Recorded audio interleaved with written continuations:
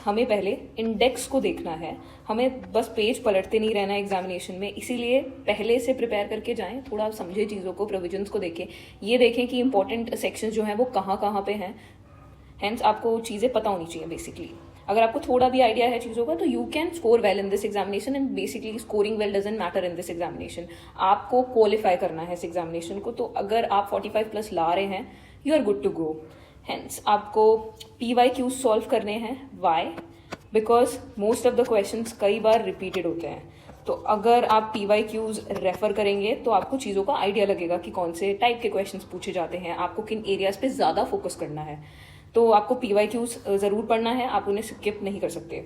इसके अलावा आपको जब नोट्स बनाने हैं तो आपको नोट्स को शॉर्ट रखना है, आपको ज़्यादा लेंदी नोट्स नहीं बनाने, और आपको हर चीज़ के नोट्स नहीं बनाने। आपको इंपॉर्टेंट सेक्शंस तो अपने बेयर एक्ट में ही मार्क कर देने हैं, बाकी आपको लैंडमार्क केसेस के ज़्यादा इंपॉर्टेंट लैंडमार्क केसेस के नोट्स बनाने हैं। प्लस आपको कुछ ऐसे क्वेश्चंस के नोट्स बनाने हैं जो ज़्यादा रिपीट हो रहे हैं पेपर में, कुछ ऐसे टॉपिक्स जो ज़्यादा AIB में पूछे जा रहे हैं, तो उनको आपको बिल्कुल भी स्किप नहीं करना है।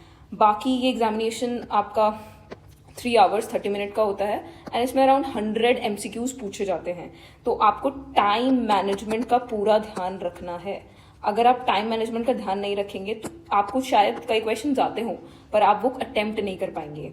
इसलिए आपको पेपर को अच्छे से करना है और आपको एक क्वेश्चन पे ज़्यादा वक्त अपना वेस्ट नहीं करना है बेसिकली। तो अगर आप स्मार्ट स्ट्रैटेजी से इस पेपर को देते हैं तो आई कैन गारंटी कि वो पक्का पक्का आपका क्रैक हो जाएगा। थोड़ा अगर हम इसका सिलेबस देखें तो ये मोटा मोटा सिलेबस है AIB का, एंड इसमें सबसे ज़्यादा वेटेज है आपके कॉन्स्टिट्यूशनल लॉ की, IPC की, एंड जो मैंने अभी बताया कि आपके जो 3 क्रिमिनल लॉज हैं ये आपका बहुत मेजर पोर्शन कवर कर रहे हैं। तो आपको इन पे स्टार्टिंग से थोड़ा थोड़ा फोकस करना है। और अगर आप प्रैक्टिसिंग एडवोकेट हैं तो मेरे हिसाब से आपकी ऑलरेडी नॉलेज होगी, बट स्टिल आपको बेयर एक्ट्स में इंपॉर्टेंट प्रोविजंस पता होने चाहिए, कहाँ क्या मेंशन है। इसके अलावा आपको फैमिली लॉ पे फोकस करना है and professional ethics as well. Company law से भी काफ़ी क्वेश्चंस थे इस बार, तो I would want you to focus on this as well, company law, environment law and your taxation as well, land acquisition. तो इस बार थोड़े मिक्स क्वेश्चंस थे एंड सारे कवर किए गए थे। तो आपको अगर आपके पास कम टाइम है तो आप मेक श्योर करो कि आप ये इंपॉर्टेंट टॉपिक्स तो कवर करके जाओ ही जाओ।